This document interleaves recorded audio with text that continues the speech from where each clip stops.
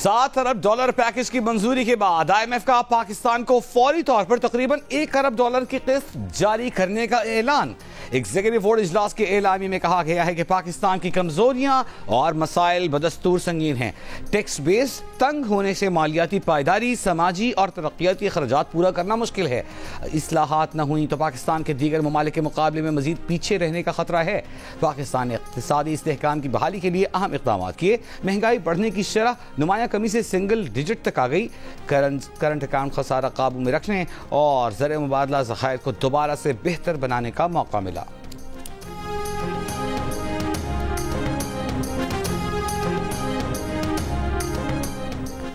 पाकिस्तान ने खुद अपनी मुतारिफ कराई हुई इस्लाहात की जिसके समरात मिल रहे हैं। शरह नमू बढ़ी है, महंगाई बढ़ने की शरह नीचे आई है और पाकिस्तान की मईशत दुरुस्त समत में जा रही है।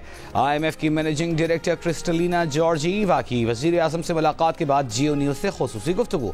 वज़ीर आज़म शहबाज शरीफ ने कहा, IMF प्रोग्राम कामयाब बनाने के लिए एक समत में तेजी से आगे बढ़ना होगा। बाज़ कड़े फैसले मुल्क के मफाद में बजट के वक्त भी किए। वज़ीर आज़म शहबाज शरीफ की वर्ल्ड बैंक के सदर अजय बंगा से भी मुलाकात। सदर वर्ल्ड बैंक ने कहा कि हम मुल्क की तरक्की के पार्टनर हैं। पाकिस्तान की मैक्रो इकोनॉमिक इस्लाहात काबिल तारीफ हैं।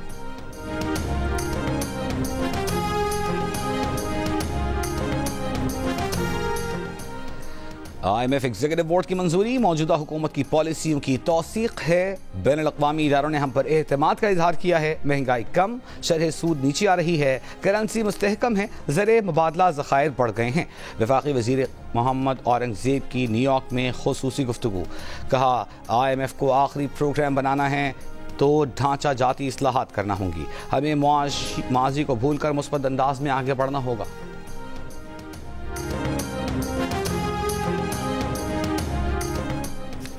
बातें हो रही थी कि पाकिस्तान डिफॉल्ट कर जाएगा। IMF को लेटर भी लिखे गए मगर आज सारे इशारे मुस्बत हैं। वज़ीर इत्तलात अता तारड़ की न्यूयॉर्क में प्रेस कॉन्फ्रेंस। कहा, अमेरिका ने क्या डिमांड की थी जिसके जवाब में एब्सोल्युटली नॉट कहा गया था। जनरल असेंबली में वज़ीर आज़म का खिताब मामूल से हटकर और तारीखी होगा। एक्स की बंदिश से मुतालिक कहा, अलहदगी पसंद तंजीमें यहाँ फ़आल हैं। पाकिस्तान की सालमियत का मामला है। वज़ारत दाखिला को खदशात हैं। कहा, इंटरनेट खलल का मसला 4-5 दिन आया था जो अब हल हो चुका है।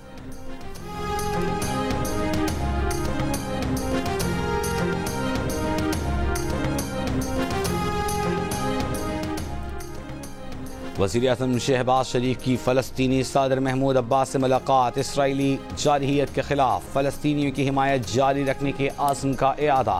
गज़ा में फौरी जंग बंद करने पर जोर। कहा, फ़लस्तीनियों की कुर्बानियाँ रायगा नहीं जाएंगी।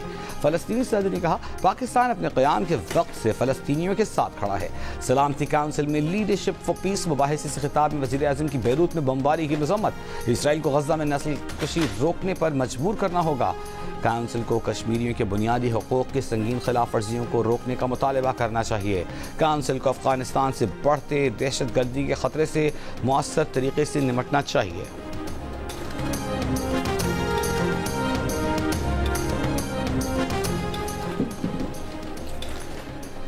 फ्रांस और अमेरिका की हिजबुल्लाह और इसराइल में जंग बंदी की तजवीज़। अमेरिकी हुकाम के मुताबिक हिजबुल्लाह और इसराइल की तरफ से आज फैसले का इम्कान। लेबनान पर बुध को इसराइली हमलों में 72 अफराद जाँ बहक हुए। 3 रोज़ में जाँ बहक अफराद की तादाद 650 से तजावज़ कर गई।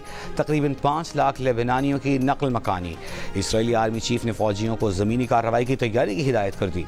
लेबनान इसराइल तनाज़े पर इत्तेफ़ाक़ राय के लिए फ्रांस की तरफ से बुलवाया गया सलामती काउंसिल का इजलास बेनतीजा ख़त्म।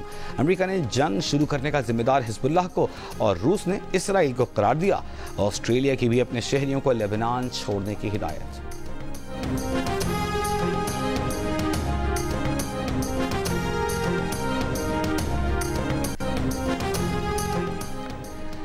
ईरानी वज़ीर ख़ारजा अब्बास इराक़ची ने कहा है कि लेबनान में मुकम्मल जंग हुई तो ईरान ला ताल्लुक़ नहीं रह सकता। सलामती काउंसिल को अमन और सलामती को बहाल करने के लिए मुदाखलत करना होगी।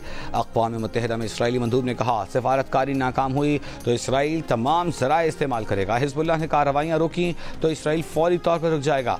इसराइल मुकम्मल जंग नहीं चाहता। गजा पर इसराइली हमले जारी। 24 घंटों में इसराइली बमबारी से खवातीन, बच्चों समेत 29 फलस्तीनी शहीद। हमास ने रफाह में इसराइली टैंकों को निशाना बनाने की वीडियो जारी कर दी। दूसरी जानिब अमरीकी सेनेटर बर्नी सैंडर्स ने इसराइल को $20 अरब से ज्यादा के हथियारों की फरोख्त रोकने का बिल पेश कर दिया। अमरीकी सेनेट बिल पर नवंबर में वोटिंग करने जा रहा है। कहा, मजीद हथियार भेजना न सिर्फ गैर अखलाकी है बल्कि ये गैर कानूनी भी है।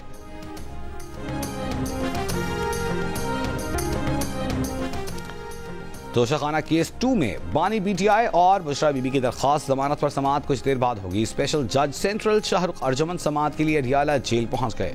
पिछली समाअत पर बानी PTI बुशरा बीबी को चालान की नकूल दे दी गई थी।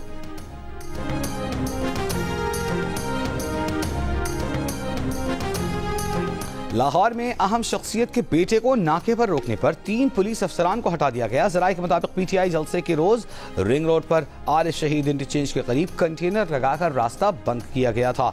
अहम शख्सियत के बेटे ने कंटेनर हटाकर गुजरने की कोशिश की थी। तर्जुमान पंजाब पुलिस का कहना है कि इंक्वायरी में 3 अफसरान मुलव्वस पाए गए।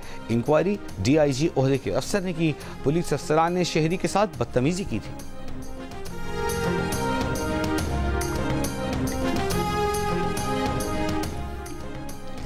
बहावल नगर में पसंद की शादी करने वाला जोड़ा कत्ल, मुल्जिमान फरार। पुलिस के मुताबिक दुल्हन के वालिद ने दुल्हा के घर में घुसकर फायरिंग की। मकतूल लड़का लड़की ने 2 रोज काबिल पसंद की शादी की थी। IG पंजाब का नोटिस RPO बहावलपुर से रिपोर्ट तलब कर ली। मुल्जिमान की फौरी गिरफ्तारी का हुक्म। कराची में हब रिवर रोड से मुल्जिम गैर कानूनी असलहे समेत गिरफ्तार। तर्जुमान CTD के मुताबिक मुल्जिम से 5 शॉटगन, 3 राइफल्स, 2 पिस्तौल बरामद। मुल्जिम ने असलहा निजी सिक्योरिटी कंपनी से चलाया था। मुल्जिम थाना गिजरी में दर्ज है।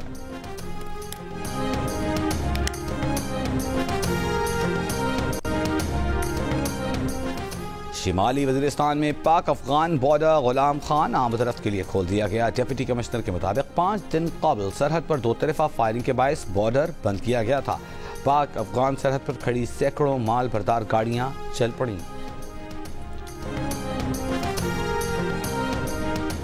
आज से मुल्क के मुख्तलिफ इलाकों में तेज हवा और गरज चमक के साथ बारिश की पेशगोई। महकमा मौसमियात के 1 अक्टूबर तक इस्लामाबाद, पंजाब, खैबर पख्तूनख्वा, गिलगित बल्तिस्तान और कश्मीर में बारिश का इम्कान। सिंध में आज से हफ्ते के दौरान मीरपुर खास, थरपार का रोबरकोट, गिरतनवाह में बारिश हो सकती है। कराची में आज से गर्मी बढ़ने की तवक्को। दर्जा हरारत 36 डिग्री सेंटीग्रेड तक जा सकता है।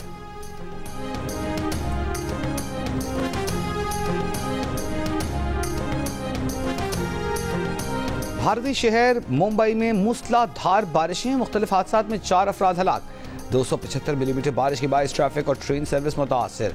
मजीद बारिशों की पेशगोई पर रेड अलर्ट जारी। स्कूल कॉलेजेस बंद। माहीगीरों को समुद्र में ना जाने की हिदायत।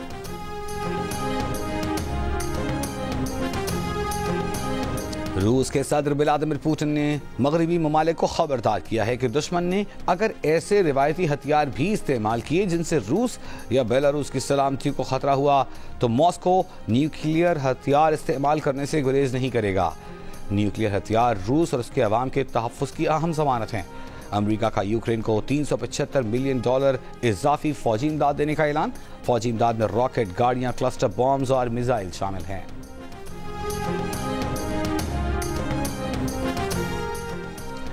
कराची आर्ट्स काउंसिल में आलमी सकाफती मेला आज शुरू होगा। 30 अक्टूबर तक जारी रहेगा। 40 से जायद ममालिक के 450 से जायद फनकार शरीक होंगे।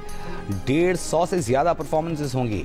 फेस्टिवल का इफ्तिताह वज़ीर आला सिंध मुराद अली शाह और गवर्नर सिंध कामरान खान टिस्सोरी करेंगे। गवर्नर सिंध कामरान टिस्सोरी से आर्ट्स काउंसिल पाकिस्तान कराची के सदर अहमद शाह की मुलाकात।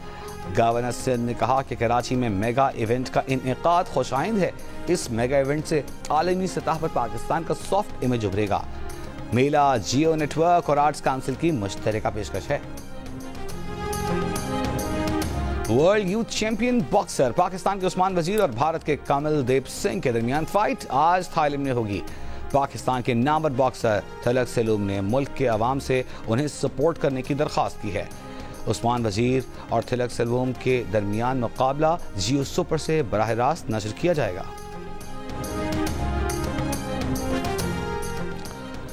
चैंपियंस वनडे कप के एलिमिनेटर 1 में लायंस ने स्टैलियंस को 12 रन से शिकस्त दे दी। लायंस के 263 रन के जवाब में स्टैलियंस की टीम 251 रन बनाकर आउट।